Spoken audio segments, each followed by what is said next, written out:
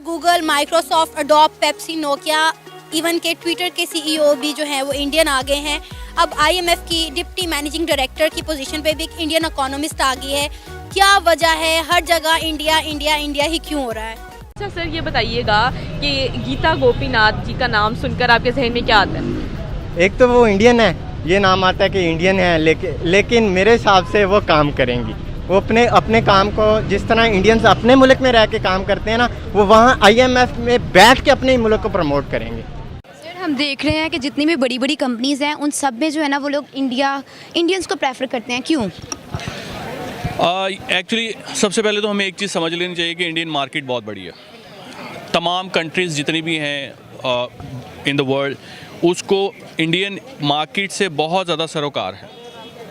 तो उन्होंने अपनी इमेज इतनी अच्छी रखी है ना। इमेज अच्छी, देखें हम आपस में लड़ते हैं, वो लड़ते ज़रूर हैं, लेकिन बाहर अपना इमेज बेहतर बना के रखते हैं, जिसकी वजह से उनको रिस्पांस भी उस तरह से मिलता है। हम अपने ही इमेज को बाहर जाके भी ख़राब करते हैं और यहाँ पर रहते हैं तो हम ख़राब हैं ही। जैसा कि सर हम आईएमएफ के मकरूज हैं, हम कर्जा लेते हैं आईएमएफ से, और अब वहाँ पर एक इंडियन आके उस सीट पर ब्राजमान हो गया। क्या लगता है अब हमें कर्जा मिलेगा या नहीं? नहीं, कर्जा मिलेगा। वो प्रोफेशनल लोग होते हैं, उनको इन चीज़ों से गरज नहीं होती किस मुल्क की तरफ जा रहा है या क्या नहीं होता। मेरा नहीं ख्याल, उन्होंने अपनी टर्म्स एंड कंडीशन देखनी होती हैं। अगर आप उनको पूरा कर रहे हैं तो वो आपको देंगे कर्जा, और आप कोशिश करें कि कर्जा ऐसा कम ही लिया करें। वो प्रोफेशनल वे से चलेंगे आपके साथ। They don't care about it that you are Pakistani or you are Sri Lankan or you are Bangladeshi, because that is their job, वो उनकी जॉब है। आने वाले टाइम में हम इंडिया की पोजीशन और स्ट्रॉन्ग होता देख रहे हैं। आने वाले के टाइम में क्या, अभी है बहुत स्ट्रॉन्ग है हमसे उनकी करेंसी बड़ी है, उनकी मेरे हिसाब से हमसे उनकी जो फौज है, आर्मी है, वो भी हमारी जो है ना वो उनसे नीचे है। अच्छा सर, मेरे आज के प्रोग्राम का सवाल ये है कि गीता गोपीनाथ जो कि आईएमएफ की डिप्टी मैनेजर डायरेक्टर बनने जा रही है 2022 में, आप इसको कैसे देखते हैं सर? फर्स्ट ऑफ ऑल तो आईएमएफ का पहले ही पाकिस्तान ग्रे लिस्ट में जैसे अब चल रहा है, तो इसका मेरे ख्याल में जो दो रीज़न जिसमें मुझे लगती हैं कि वो एक तो है इंडियन है वो, दूसरा इंडिया पहले ही पाकिस्तान के खिलाफ आईएमएफ में लॉबी कर रहा है कि पाकिस्तान किस तरह ग्रे लिस्ट से निकल कर ब्लैक लिस्ट में आ जाए। तो अभी अगर हम देखें पाकिस्तान के सिनेरियो को कि पाकिस्तान का आईएमएफ करंट सिनेरियो क्या है, फ्रांस के साथ हमारे ताल्लुकात बिगड़ चुके हैं बिकॉज ऑफ तरीके लब्बैक तकरीबन जो इनका मामला हुआ था फ्रांस के सफ़ीर को निकालने वाला। दूसरी तरफ जो है अमेरिका के साथ हमारे पुराने ताल्लुकात नहीं हैं, पुराने वाले जो पहले थे हमारे साथ। अमेरिका भी समहाउ हमें चाहता है ब्लैक लिस्ट में डालना, और इंडिया के साथ इंडिया के भी अमेरिका के साथ अच्छे ताल्लुकात हैं। तो बेसिकली ये लॉबी इनकी जो थी अमेरिका की और इंडिया की जो लॉबी थी, अब इन्हें ज़्यादा फ़ायदा होगा इस वजह से। अगर एक इंडियन वहाँ पे आईएमएफ में लगती हैं तो मेरा नहीं ख्याल इससे कोई पाकिस्तान के लिए कोई अच्छा साइन हो सकता है इसका।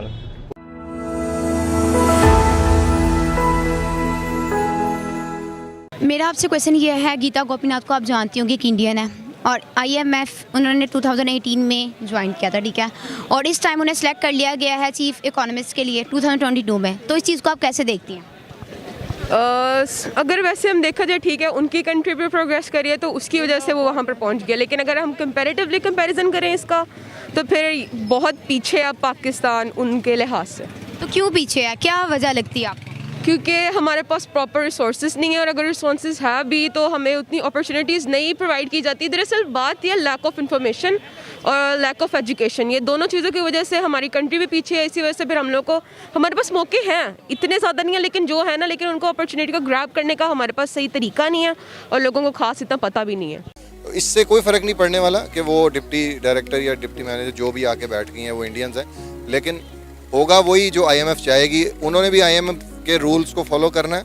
तो जितनी भी बड़ी बड़ी पोस्ट है, इंटरनेशनल पोस्ट है, वहाँ पे ज़्यादातर भारत के जो इंडियन बिजनेसमैन हैं वो बैठे हुए हैं, या फिर वहाँ के जो ज़्यादा मतलब हायर पोस्ट पे जो पढ़े लिखे लोग हैं इंडियन ज़्यादा हैं। तो उसकी बेसिक वजह यही है कि इंडिया की जो इकॉनमी है वो बहुत ज़्यादा स्ट्रॉन्ग है, और उनके जो बिज़नेस हैं वो बाहर के मुल्कों में बहुत ज़्यादा है। तो बाहर के मुल्क उनको इसलिए वो बाहर के मुल्कों में जाके अपने मुल्क को भी प्रमोट करते हैं और अपने बिज़नेस को भी प्रमोट करते हैं। ये उनके लिए तो बहुत फ़ायदेमंद है, लेकिन हमारे लिए ये बहुत नुकसानमंद है, क्योंकि वो जाहिर सी बात है हमारे खिलाफ हैं। तो सर अभी कुछ दिन पहले ट्विटर के सीईओ चेंज हुए हैं और वहाँ पे भी एक इंडियन आगे हैं जिनका नाम पराग अग्रवाल है, और अभी रिसेंटली आईएमएफ की डिप्टी मैनेजिंग डायरेक्टर की सीट पर भी एक इंडियन इकोनॉमिस्ट आ गई है। کیا ریزن ہے کہ ہمیں ہر عہدے میں آگے بڑھتے انڈین ہی صرف کیوں نظر آ رہے ہیں؟ دیکھیں ان کی اپنی ایبلٹی ہے، اور اس کے علاوہ ان کی گورنمنٹس جو گزری ہیں انہوں نے سورسز اپنے یوز کیے ہیں، اور انہوں نے ان کمپنیز کو جو اپنے ملک میں انویسٹ کرنے کا چانس دیا ہے، انہوں نے انویسٹ کیا. وہ آئی ٹی میں ہم سے بہت آگے نکل چکے ہیں. جو ایجوکیشن سے ہی بندہ آگے جا سکتا ہے، صرف باتیں کرنے سے نہیں جا سکتے. آپ کیسے دیکھتے ہیں پاکستان کا آئی ایم ایف کا ریلیشن، اور اس کے کیا اثرات مرتب ہوں گے، اس کے کیا امپیکٹ آئیں گے پاکستان پر اگر مطلب جس طرح وہ ڈپٹی ڈائریکٹر بن چکی؟ جی پاکستان کے جو اس کے اوپر پاکستان کے اوپر جو اثرات پڑیں گے ان کے ڈپٹی ڈائریکٹر بننے کے، وہ ظاہر سی بات ہے برے ہی ہوں گے، کیونکہ پاکستان آلریڈی جو ہے وہ بلیک لسٹ میں جاتے جاتے بچ رہا ہے، گرے لسٹ میں ہے شاید. تو ظاہر سی بات ہے کہ اس میں پاکستان کو بہت زیادہ مشکلات ہوں گی، ان کو قرضے لینے میں بہت زیادہ مشکلات ہوں گی. پچھلے دنوں میں آپ نے شوکت ترین صاحب کو دیکھا ہوگا کہ وہاں پہ بڑی دیر بہت دنوں بعد یہ ان کی جو شرائط ہیں وہ منظور ہوئی ہیں، اور بڑی کٹن شرائط رکھی ہوئی تھی انہوں نے، آئی ایم ایف نے ان کو قرضے دینے کے لیے. لیکن وہ بعد میں جیسے بھی ان کا آپس میں ہوا وہ ہو گیا. لیکن آگے تو ظاہر سی بات ہے ان کو اور زیادہ مشکلات کا سامنا کرنا پڑے گا پاکستان کو. ہمارے جو ملک کے مرد ہیں وہ ان کے بھی اکانومی میں کوئی ہاتھ نہیں ہے، تو عورتیں کیسے جائیں گی؟ سر یہی تو بات ہے، تو کچھ نہ کچھ تو یہ تو اب گورنمنٹ کو سوچنا چاہیے نا کہ ہماری اکانومی دیکھیں کیسے جو ہے ساری ڈسٹرب ہوئی ہے. وہ اس میں عورتیں کچھ بھی نہیں کر سکتی. نہیں، ضروری نہیں ہے کہ پڑھی لکھی ہو اور جاب کرے. پڑھی لکھی عورت اپنا گھر اچھا مینیج کر سکتی ہے، اپنے سسٹم کو وہ اچھا چلا سکتی ہے. تو ضروری نہیں ہے کہ وہ جاب ہی کرے گی تو وہ ٹھیک رہے گی. Sir Google, Microsoft, Adobe, Pepsi, Nokia, even کہ ٹویٹر کے سی ای او بھی جو ہیں وہ انڈین آ گئے ہیں. اب آئی ایم ایف کی ڈپٹی مینیجنگ ڈائریکٹر کی پوزیشن پہ بھی ایک انڈین اکانومسٹ آ گئی ہے.